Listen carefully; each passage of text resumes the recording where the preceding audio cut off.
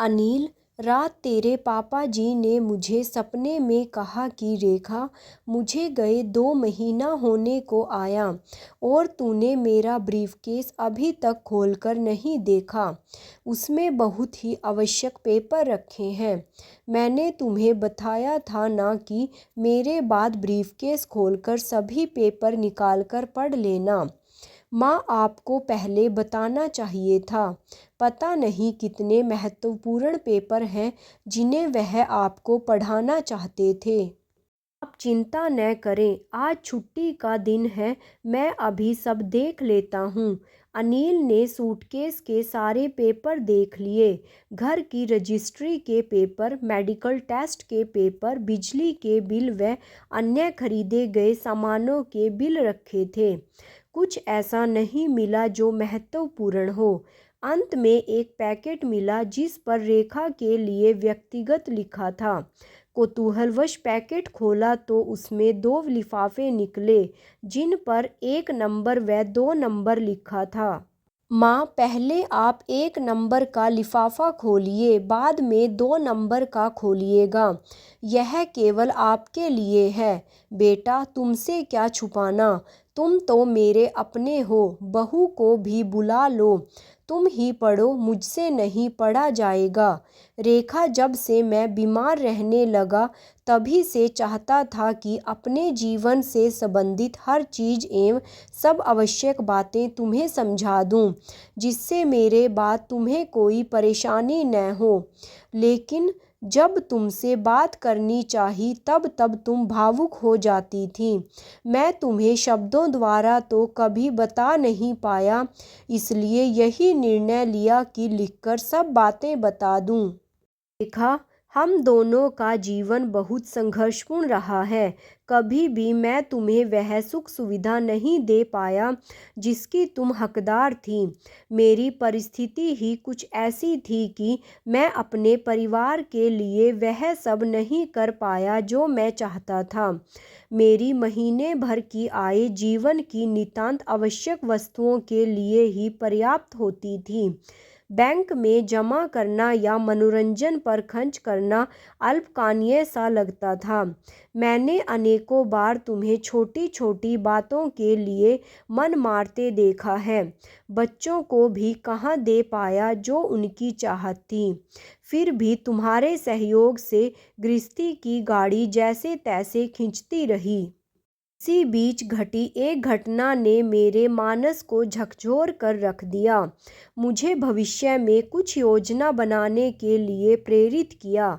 मेरे कार्यालय में मेरे एक सहयोगी के अंकल, जो एक प्राइवेट कंपनी में बहुत अच्छी पोस्ट पर कार्य करते थे, रिटायरमेंट के समय उन्हें ऑफिस से काफ़ी बड़ी रकम मिली थी।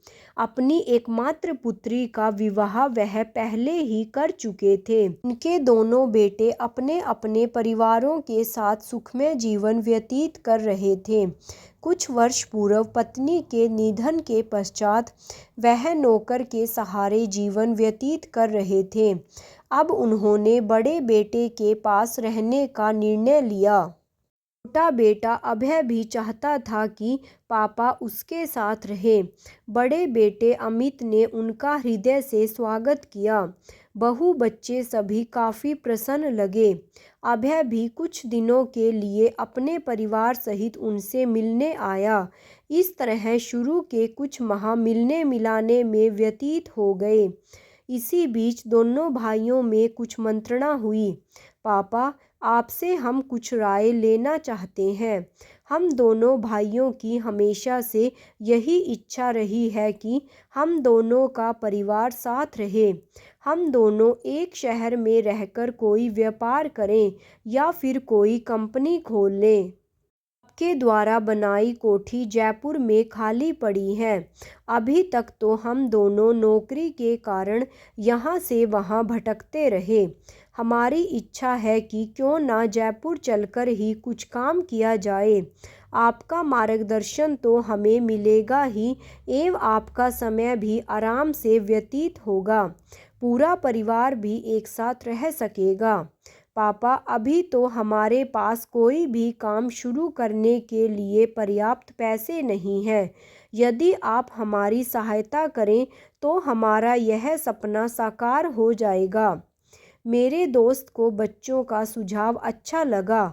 उन्होंने सोचा कि मेरे बच्चे कितने योग्य हैं कि मिलकर रहना चाहते हैं। उन्हें मेरा भी कितना ख्याल है।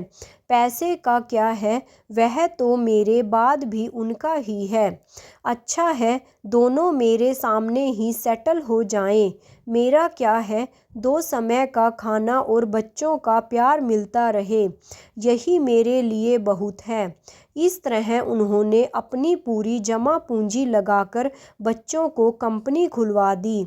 कुछ समय तक तो बच्चे उन्हें अपने साथ ले जाते रहे, लेकिन थोड़े ही दिनों में उन्हें एहसास हुआ कि बच्चे उन्हें अब अपने साथ ले जाने से कतराने लगे हैं। कुछ ना कुछ बहाना बनाकर वो उन्हें घर पर ही छोड़ जाते।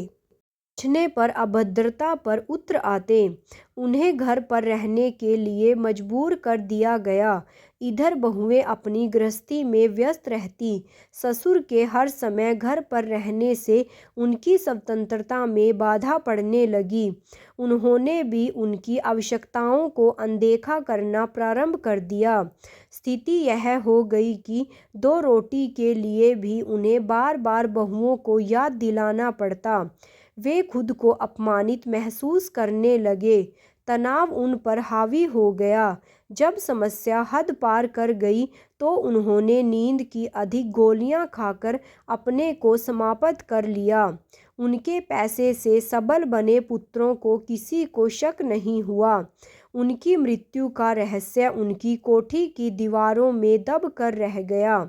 रेखा, इस घटना ने मुझे व्याकुल कर दिया। कई रात से मैं सो ना सका। मुझे महसूस हुआ कि पैसे का जीवन में कितना अधिक महत्व है। इस छोटी सी नौकरी में तो कुछ भी अतिरिक्त संचय करना असंभव है। रिटायरमेंट के बाद तुम्हारा क्या होगा? बच्चे समय के साथ अपनी अपनी गृहस्थी में रम जाएंगे। इस बीच मुझे कुछ हो गया तो तुम कैसे अपना समय काटोगी? यही चिंता मुझे सताए जा रही थी। इसी चिंता ने मुझे नौकरी के अतिरिक्त कुछ अन्य कार्य करने के लिए सोचने पर विवश कर दिया। क्या करूं, कैसे करूं?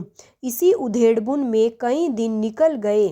एक मित्र ने सुझाव दिया, तुम पढ़े लिखे हो, क्यों नहीं बच्चों को ट्यूशन पढ़ाते? उन्हीं के प्रयास से मैं एक सज्जन के यहाँ उनके 3 बच्चों को पढ़ाने लगा। उनसे कहता तो तुम कभी मुझे यह सब करने ना देती। काम की अधिकता का बहाना बनाकर मैं दफ्तर के बाद बच्चों को पढ़ाने जाने लगा। इस तरह मैंने तुम्हें पहला और अंतिम भी झूठ बोला। ट्यूशन की आय को हर माह लेने की बजाय मैं साल में 1 बार लेता।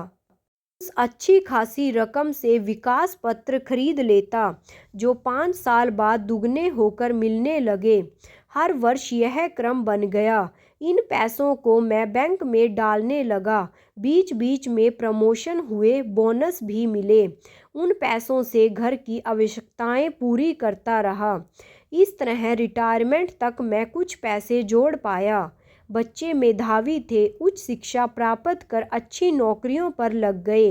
रिटायरमेंट के बाद दफ्तर से जो पैसा मिला उसे बच्चों की शादियों पर लगा दिया।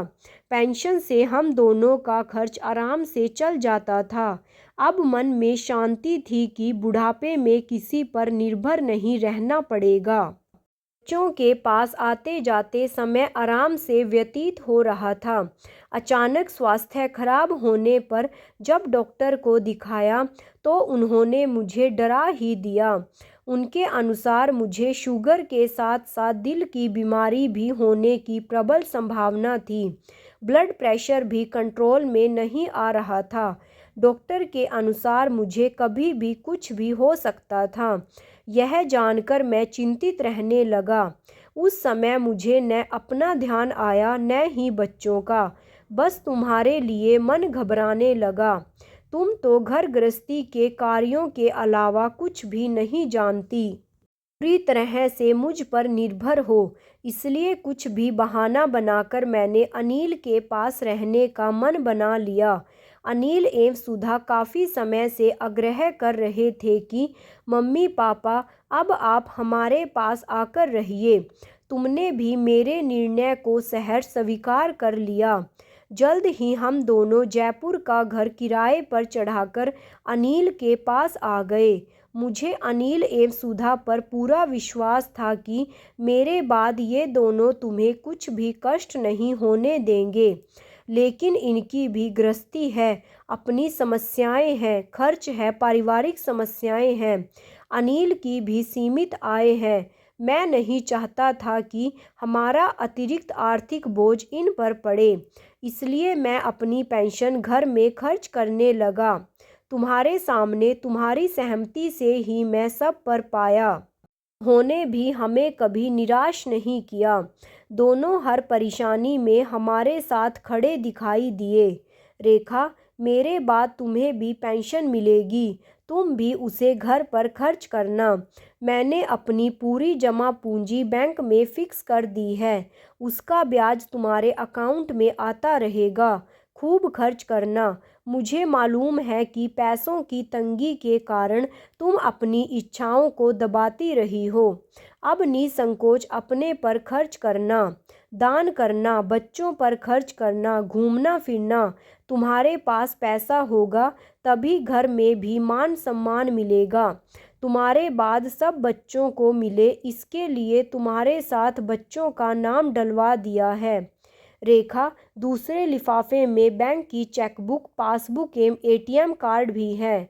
हाँ, मेरी बीमा पॉलिसी भी तुम्हारे नाम पर है। अनिल से कहकर जल्दी ही इस काम को करा लेना। अब बंद करता हूँ, समझदारी से रहना। अनिल ने दूसरा लिफाफा खोला, उसमें सब पेपर सुरक्षित थे। मेरे साथ साथ बेटा बहू भी अपने आंसुओं को कहाँ रोक पाए। उन भावुक पलों में बहू ने आगे बढ़कर अपने आंचल से मेरे आंसू पोंछ दिए। माँ, पापाजी ने जो भी सोचा या किया वह ठीक ही होगा, परंतु आप विश्वास करें कि मैं एवं सुधा आपका दिल कभी भी नहीं दुखाएंगे। मैंने डबडबाई आंखों से उन दोनों को अंक में भर लिया। अनिल, तेरे पापा जी ने त्याग करके मेरे सुख के लिए इतनी बड़ी रकम जमा कर दी ताकि उनके जाने के बाद मुझे किसी पर निर्भर न रहना पड़े, परंतु वे ये भूल गए कि हमेशा से ही उनका हाथ थाम कर चलने वाली ये रेखा क्या उनके बिना एक कदम भी चल पाएगी।